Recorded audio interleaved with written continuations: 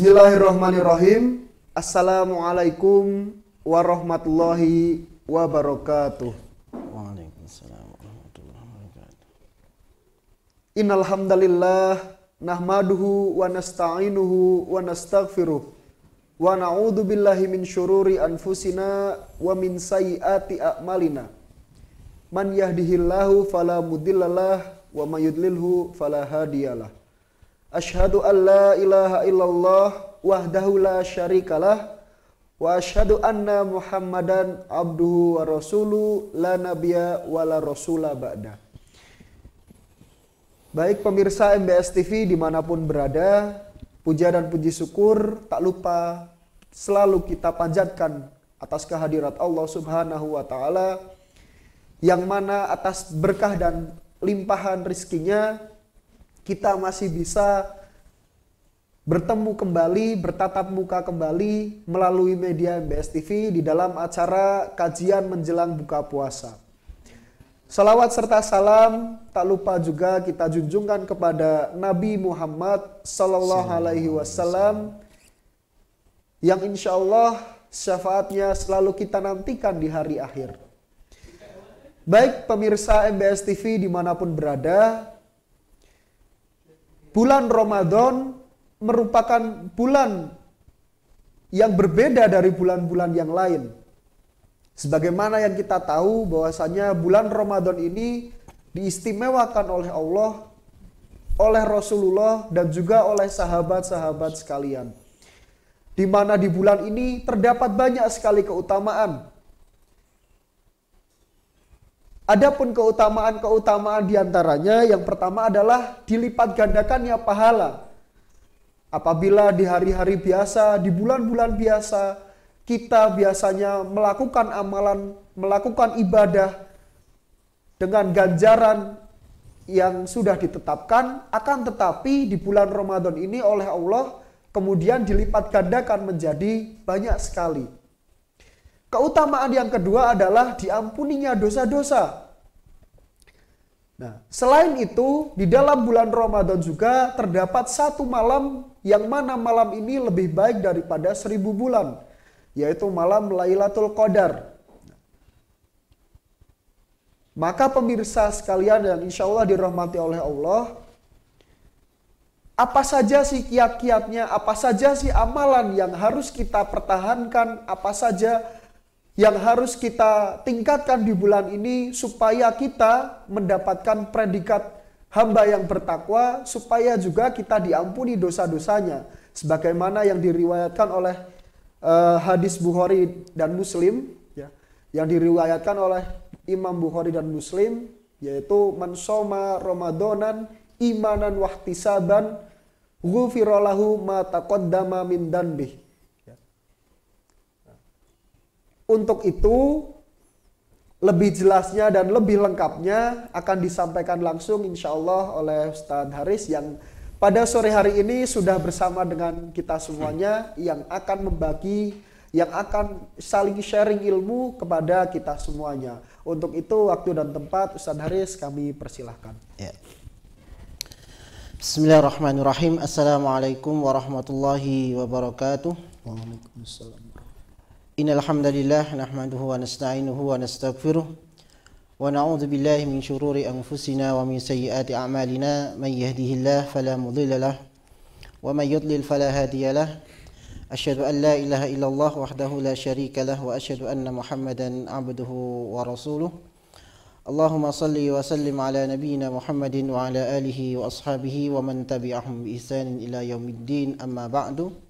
Rabbi shrah li sadri wa yassir li amri wa hlul 'uqdatam min lisani yafqahu qawli. Alhamdulillah, kita yang pertama marilah senantiasa kita bersyukur kepada Allah Subhanahu wa Ta'ala atas nikmat iman, Islam, nikmat kesehatan, kesempatan dan lainnya, ya. Kita manfaatkan benar-benar nikmat ini untuk ketaatan kepada Allah Subhanahu wa Ta'ala, karena setiap nikmat yang kita terima ini nanti akan kita pertanggungjawabkan di hadapan Allah Subhanahu wa Ta'ala. Summa la tus'alunna yawma idzin anin na'im, ya. Salawat dan salam semoga tercurah kepada junjungan Nabi besar Muhammad sallallahu alaihi wasallam, begitu juga kepada kerabat, sahabat dan pengikutnya, dan semoga kita diberikan oleh Allah keistiqomahan untuk tetap mau mempelajari dan mengamalkan dan berittiba mengikuti sunnah-sunnah Nabi sallallahu alaihi wasallam, karena dengan inilah kita akan mendapatkan kecintaan dan ampunan dari Allah Subhanahu wa taala, sebagaimana dalam ayat qul in kuntum tuhibbunallah fattabi'uni yuhibbukumullah wa yaghfir lakum dzunubakum. Artinya kecintaan Allah itu berbanding lurus dengan komitmen kita di dalam mengamalkan sunnah-sunnah Nabi sallallahu alaihi wasallam. Maka ya kita semaksimal mungkin ya sebagai wujud kecintaan kita terhadap Nabi Shallallahu Alaihi Wasallam, kita semaksimal mungkin mengamalkan sunnah-sunnah Nabi Shallallahu Alaihi Wasallam. Pada sore hari ini saya diberi materi untuk menyampaikan masalah amalan-amalan apa saja yang dianjurkan ya, untuk dilakukan di bulan Ramadan yang merupakan Syahrul Quran ya. Syahrul Ramadan alladzi unzila fihi al-Quran hudan linnas wa bayyinatin minal huda wal furqan. Jadi bulan Ramadan itu adalah bulan Al-Quran, bulan diturunkannya Al-Quran, yang mana Quran itu isinya hudan linnas, petunjuk ya, petunjuk hidup ya, dan di dalamnya juga penjelasan mengenai hak dan batil ya, mengenai halal haram dan segala hal dijelaskan dalam Al-Quran ya. Maka tidak pantas seorang muslim itu jauh dari Al-Quran, apalagi di bulan Ramadan ini. Maka saya sampaikan amalan yang paling utama ya, yang harus diperhatikan terutama di bulan Ramadan ini adalah interaksi kita dengan Al-Quran ya. Sebisa mungkin kita targetkan Ramadan ini paling tidak sekali khatam ya. Sekali khatam itu minimal ya, minimal, meskipun ada orang yang bisa sehari khatam 1 kali ya. Ada orang yang bisa menghatamkan Al-Quran dalam waktu satu hari ya. Tapi ya nanti biasanya waktunya yang lain-lainnya itu terbengkalai, dalam artian ya belajarnya, mencari nafkah dan sebagainya, itu nanti agak repot juga kalau targetnya 1 hari khatam. Tapi paling tidak tadi saya katakan minimal kita usahakan 1 kali khatam. Saya ada kemarin dapat cerita menarik itu, bahkan ada di Indonesia itu satu pesantren ya, satu pesantren itu khatam Quran dalam waktu 1 malam. Wah, ini menarik ini. Ada salah satu pesantren di daerah Magetan itu ya, tarawehnya itu bisa menghatamkan dalam 1 malam itu 30 juz ya. Jadi mulai dari ba'da maghrib atau ba'da isya itu sudah dimulai, ba'da isya dimulai, habis itu nanti sampai sahur itu dapat 30 juz. Tapi tentunya bacanya juga agak cepat ya, bacanya cepat. Itu ada ya, ada. Tapi paling tidak bagi kita ya tadi paling tidak sekali ya. Dan banyak sekali keutamaan di dalam membaca Quran ya. Bisa tidaknya kita membaca Quran atau menghatamkan Quran di bulan Ramadan itu tergantung tergantung mental kita, kesungguhan kita. Kalau kita sudah memberikan target dan kita sudah secara mental tuh siap untuk berapa kali khatam ketika Ramadan, itu insya Allah mudah ya. Karena memang mudahnya seorang di dalam berinteraksi, suksesnya seorang di dalam berinteraksi dengan Quran, baik itu membacanya maupun menghafalnya, itu 90% ada di mentalnya seorang, di psikologi seorang ya. Jadi itu kuatkan mental ya, azam, semangatnya itu harus dikuatkan sampai ya semaksimal mungkin ya di dalam berinteraksi dengan Al-Qur'an. Kemudian juga dia harus memahami fadilah atau keutamaan Al-Qur'an agar dia merasa ringan di dalam membaca Al-Qur'an ya. Banyak sekali hadis-hadis yang bicara mengenai fadilah atau keutamaan kita ketika membaca Al-Qur'an. Salah satunya adalah hadis Nabi sallallahu alaihi wasallam, "Iqra'ul Qur'an fa innahu ya'ti yaumal qiyamah syafi'an li ashabihi." Bacalah Al-Qur'an karena dengan bacaan Quran kita itu kita akan diberikan oleh Allah Subhanahu wa taala pertolongan atau syafaat di hari kiamat kelak ya. Di Quran itu akan memberikan pertolongan kita ya. Bahkan sejak di dunia pun kita mendapatkan pertolongan lantaran Al-Quran. Di alam barzakh atau di alam kubur kita mendapatkan pertolongan lantaran Quran kita. Di hari kiamat pun Allah Subhanahu wa taala akan memberikan kepada kita pertolongan ya, yang pada waktu ini tidak ada pertolongan kecuali pertolongan Allah Subhanahu wa taala. Dan pertolongan Allah kepada seorang hamba di hari kiamat salah satunya adalah karena Qur'annya. Sebagaimana dalam hadis yang saya bacakan tadi ya. Pada waktu itu ya kita sesekali ya perlu membayangkan di satu saat ketika hari kiamat, ketika dibangkitkan pada waktu itu, orang itu tidak peduli dengan yang lainnya, artinya dengan orang tuanya, dengan ibunya, bapaknya, saudaranya, tidak peduli. Mereka hanya mempedulikan dirinya sendiri, apakah dia itu bisa selamat atau tidak pada waktu itu. Suasananya sangat dahsyat, sangat mencekam. Orang itu nafsi-nafsi, jadi hanya peduli dengan dirinya sendiri, apakah dirinya itu bisa selamat atau tidak. Tapi dalam kondisi seperti itu, Masya Allah, orang-orang yang ketika di dunia itu dia punya interaksi yang baik dengan Al-Quran, baik itu membacanya, menghafalnya, mengkajinya, mengajarkannya dan lain sebagainya, maka Allah Subhanahu wa taala akan memberikan pertolongan. Bahkan tidak hanya itu ya, kita akan mengetahui bahwasanya ketika hari kiamat itu manusia dibangkitkan dalam kondisi telanjang, dia tidak pakai alas kaki. Hadisnya kan banyak yang menceritakan tentang itu ya. Tapi Masya Allah, pada waktu itu ya, orang-orang yang punya interaksi yang baik dengan Al-Quran ketika di dunia ya, akan diberikan oleh Allah Subhanahu wa taala kemuliaan dengan diberikan jubah kehormatan ya. Dia akan diberikan jubah kehormatan. Bahkan efek daripada Quran yang kita baca, kita hafal, kita pelajari ini juga berimbas kepada orang tua kita yang memberikan fasilitas atau memerintahkan kita untuk belajar Al-Quran.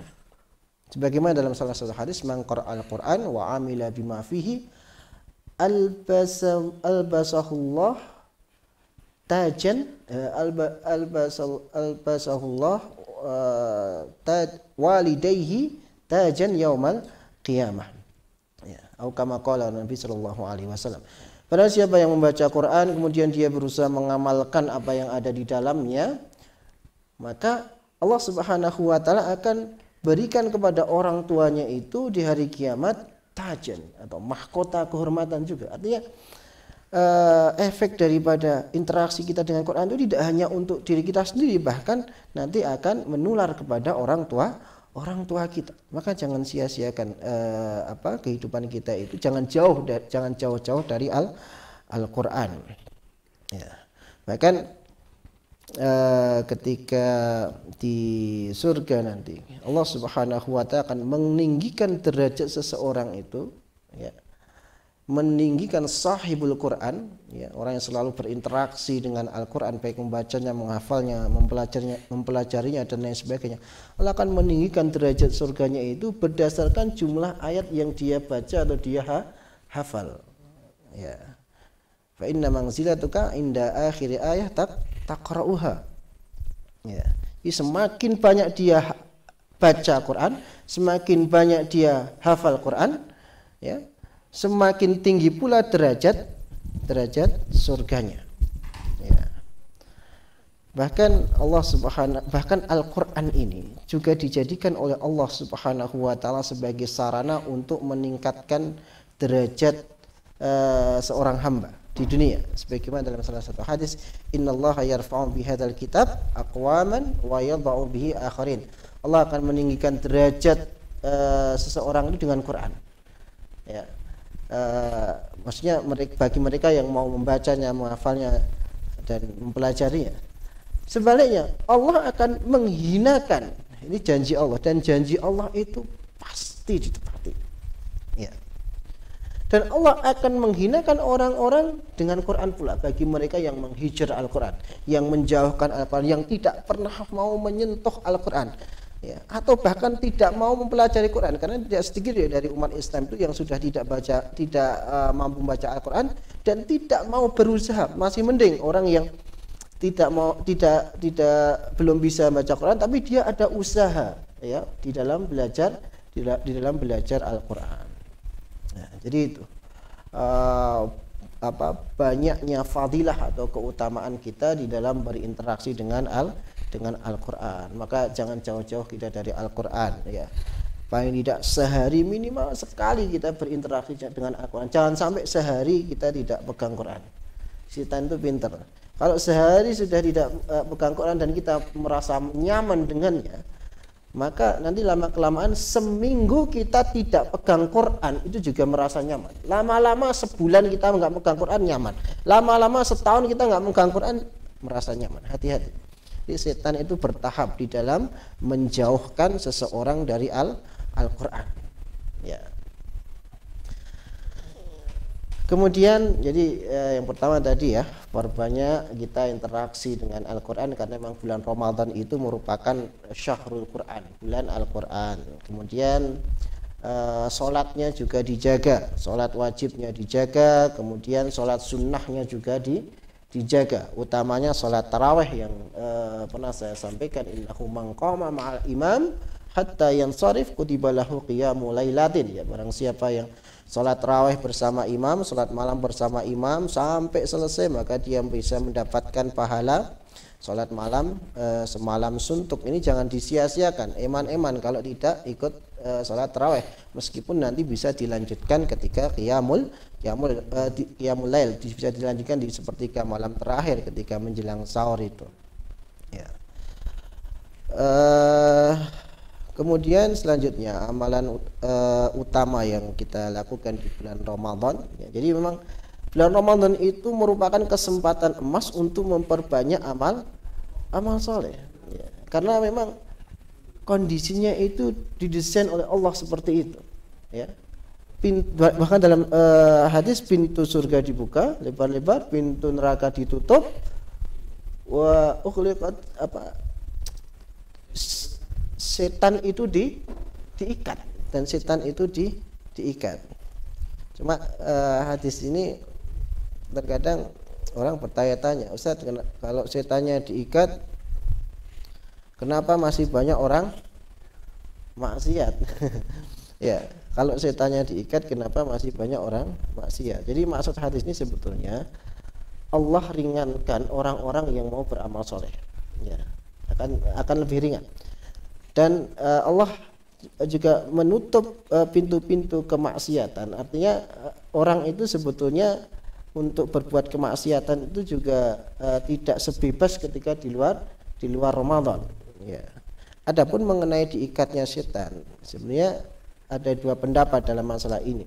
Yang pertama, karena setan itu hanya diikat, ya, maka dia masih bisa menggoda manusia, meskipun godaannya itu tidak sedahsyat di luar bulan Ramadan. Ini pendapat yang pertama. Jadi meskipun setan itu diikat, tapi mereka masih bisa menggoda manusia meskipun godaannya itu tidak sebesar di luar bulan Ramadan. Ada juga yang mengatakan yang diikat itu tidak semuanya. Ya, ada yang mengatakan yang diikat itu tidak semuanya, tapi hanya sebagian saja, terutama setan-setan yang ganas, ya, setan-setan yang senior. Tapi kalau yang nggak ganas itu dibiarkan. Makanya ya wajar masih banyak orang yang maksiat juga. Jadi itu.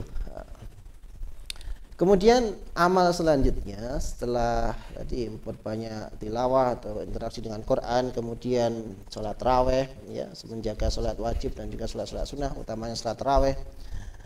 Kemudian juga memperbanyak sedekah, ya, memperbanyak sedekah. Sedekah apa saja, ya, baik itu di waktu sedekah di waktu subuh, ya, karena ada fadilah khusus, ya, barang siapa yang berinfak di subuh hari maka dia akan mendapatkan doa malaikat, ya, itu jangan disia-siakan itu, ya. Kalau perlu ditarget, ya, ditarget. Saya setiap hari harus berinfak berapa, mau 5.000 silakan, 10.000, 50.000, 100.000, ya tergantung kemampuan, silahkan, ya. Kalau lupa, ya, kalau lupa kan kadang ada orang, wah lupa saya tadi nggak masukin infak di masjid, maka siapkan, perlu disiapkan juga di rumah itu semacam celengan atau apalah, itu untuk jaga-jaga. Kalau kita lupa infak di masjid, ya, maka nanti kita masukkan infak kita itu di celengan yang ada di rumah itu, yang sejak awal kita niatkan nanti celengan ini mau saya kasihkan ke siapa, misalnya ke pihak masjid atau ke lembaga pesantren atau ke untuk keperluan tahfidz Quran dan lain sebagainya, itu silahkan. Kemudian juga sedekah yang merupakan kesempatan emas juga di bulan Ramadan adalah memberikan iftar atau buka kepada orang yang berpuasa. Ini juga kalau bisa jangan disia-siakan, karena memberikan iftar atau buka puasa kepada orang yang berpuasa itu fadilahnya juga bisa mendapatkan pahala orang yang berpuasa. Yang berpuasa tadi. Maka seandainya misalnya kita memberikan 50 porsi atau 100 porsi buat orang berbuka puasa, Masya Allah, maka pahala orang 100 tadi atau 50 tadi juga akan ngalir kepada kita. Ini juga jangan disia-siakan. Kemudian selanjutnya mengenai amalan-amalan yang sangat dianjurkan di bulan Ramadan, utamanya ini di 10 hari terakhir, yaitu i'tikaf, ya. I'tikaf itu kalau bisa full 10 hari silahkan. Kalau nggak mampu, ya paling tidak diprioritaskan di malam-malam ganjil, karena memang sebetulnya tujuan utama dari i'tikaf itu sebagaimana disebutkan oleh para ulama adalah untuk menggapai Lailatul Qadar. Meskipun sebetulnya fungsi atau manfaat daripada i'tikaf itu tidak hanya itu. Dengan i'tikaf, Masya Allah, seorang akan jauh dari manusia, dari interaksi dengan manusia. Dia akan bisa lebih menjaga lisannya.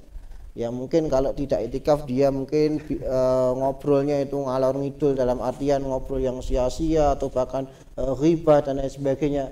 Begitu i'tikaf, ya, dia fokus bermunajat kepada Allah, lisannya itu lebih banyak didominasi dengan zikrullah, dengan zikir, dengan doa, dengan tilawah. Jadi ini untuk bisa mengkondisikan mulut juga, ya, lisan, ya, i'tikaf itu.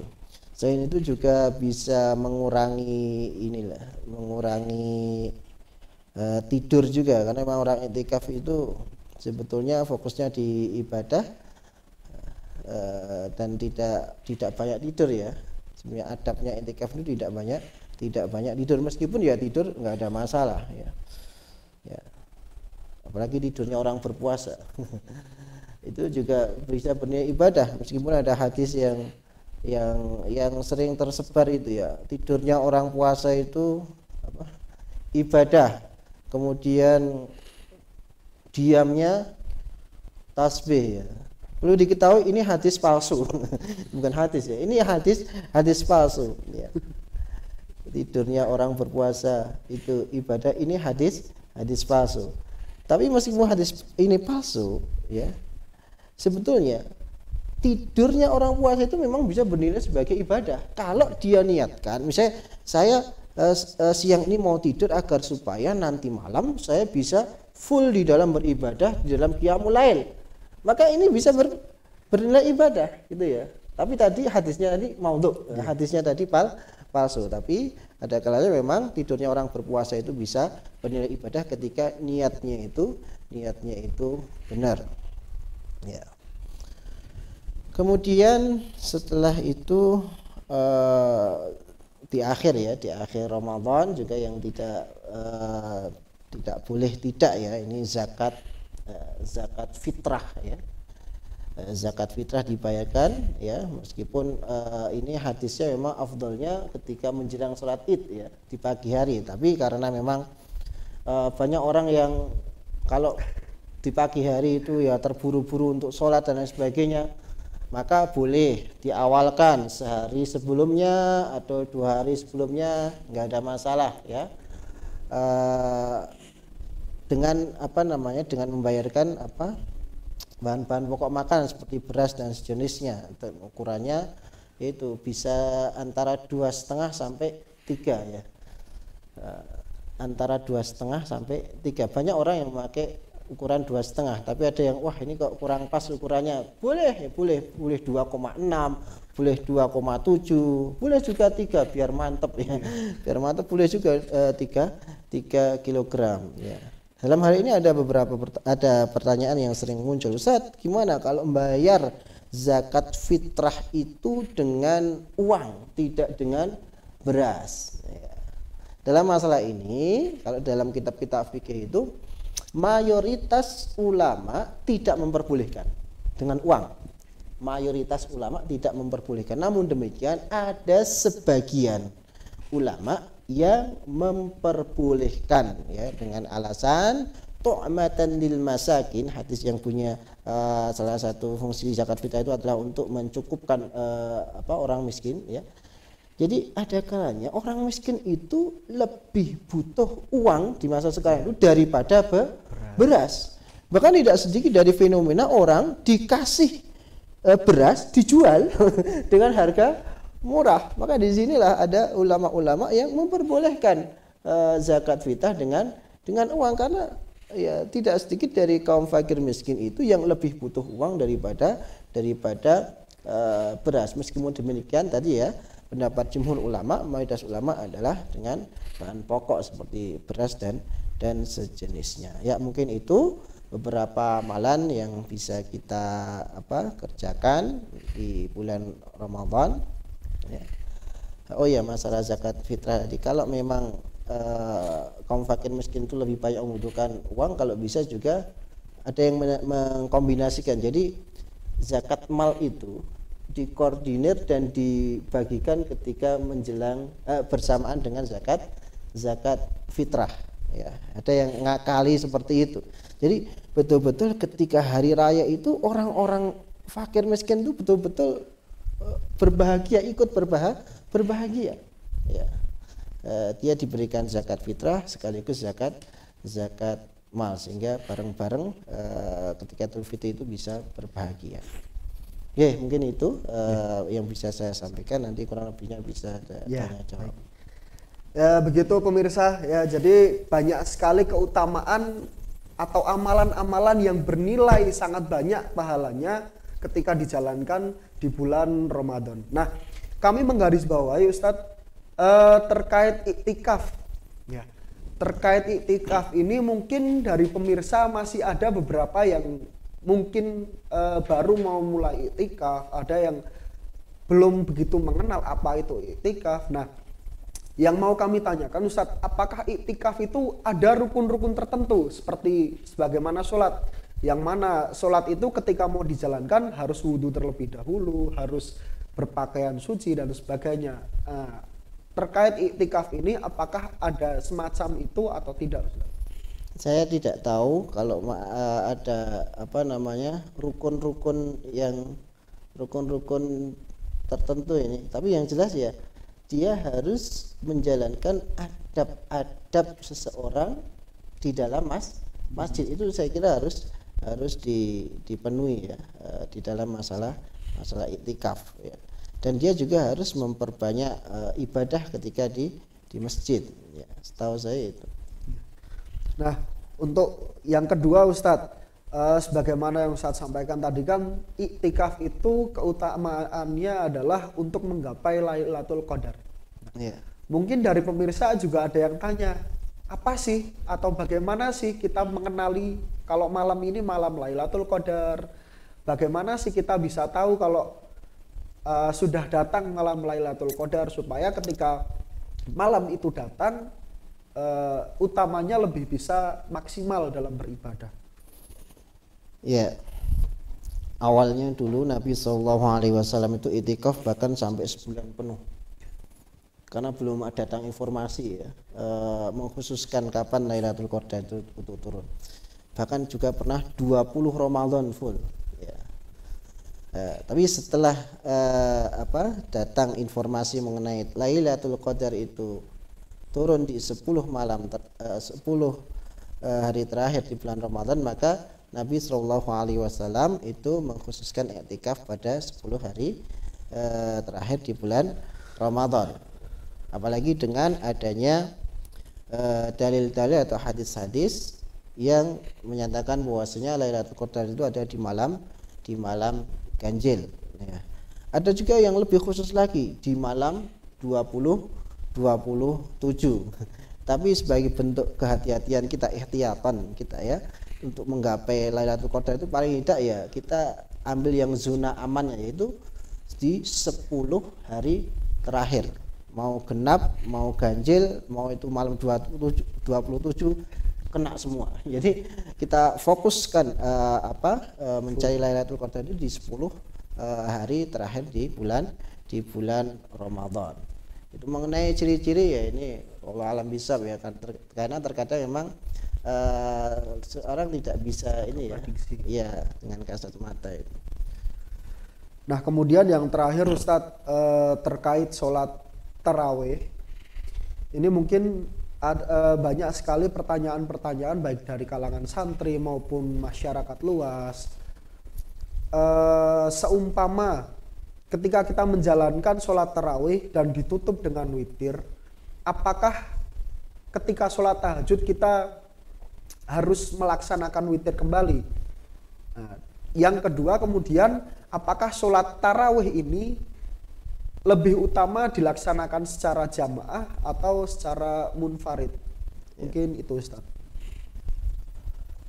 Untuk masalah yang witir tadi itu sebenarnya sudah pernah saya sampaikan pada pertemuan sebelumnya, yaitu ketika sudah ikut tarawih bersama imam sampai selesai dengan witir, maka ketika kita ingin sholat lagi di sepertiga malam terakhir, silahkan. Para ulama tidak membatasi mau yang 2 rakaat, 4 rakaat, mau 10 rakaat, 20 rakaat, silahkan. Tapi kalau bisa nggak usah ditutup dengan witir ya, karena la witron fil lail ya, tidak ada 2 witir dalam satu malam ya. Mengenai yang kedua tadi, sholat tarawih apakah jamaah di masjid atau munfarid? Ya kalau fadilahnya dia lebih banyak yang berjamaah. Cuma di situ ada pertanyaan ya tadi, apakah sholat tarawih lebih utama dilakukan secara berjamaah? Apa maksudnya ini, putra atau putri ini? Kalau putri memang dia ada fadilah sholat di rumah ya. Tapi juga di sholat di masjid itu juga ada fadilahnya. Kalau perempuan memang lebih utama di rumah, meskipun juga tidak dilarang ke masjid, karena mungkin kalau di masjid dia dapat pahala lebih karena jamaahnya, dan dia bisa dapat misalnya ketika ada ceramah kultum dia dapat siraman rohani ya, dapat kajiannya itu. Pertanyaan selanjutnya mungkin itu Ustadz ya, karena waktu juga sudah menunjukkan hampir buka puasa. Sebentar, ini ada satu lagi, apakah ketika infak ke suatu lembaga amal via transfer atau kita WA untuk konfirmasi, apakah itu termasuk riya atau tidak? Riya atau tidak itu tergantung hatinya ya. Makanya ya disinilah peran hati ya, memanajemen hati agar supaya amal soleh apa saja yang kita lakukan itu kita orientasikan untuk mencari keridhaan Allah Subhanahu wa taala melalui sarana apa saja, mau disebutkan namanya atau enggak disebutkan namanya, enggak ada masalah. Yang penting orientasikan karena untuk mendapatkan keridhaan Allah Subhanahu wa taala. Wallahu a'lam bishawab. Ya. Mungkin itu pemirsa MBS TV sekalian, banyak sekali hal yang tadi sudah disampaikan kepada kita, banyak sekali ilmu yang sudah diberikan kepada kita, dan kami menggarisbawahi bahwasannya salah satu dari isi materi tadi adalah kecintaan Allah Subhanahu wa taala sebanding dengan komitmen kita dalam beribadah. Sebagaimana firman Allah, "Wa may yattaqillaha yaj'al lahu makhraja wa yarzuqhu min haitsu la yahtasib." Barang siapa bertakwa kepada Allah, maka ia akan diberikan jalan keluar dan akan diberikan rezeki dari arah yang tak pernah diduga sebelumnya. Mungkin seperti itu. Syukron katsiron Ustadz Haris atas ilmunya, dan terima kasih juga kepada pemirsa MBS TV yang sudah berkenan mengikuti kajian menjelang buka puasa pada sore hari ini. Dari kami cukupkan sekian. Mungkin ada banyak sekali salah kata dan juga sikap yang mungkin kurang berkenan. Akhirul kalam, nun wal qalami wa ma yasturun, fastabiqul khairat. Assalamualaikum warahmatullahi wabarakatuh.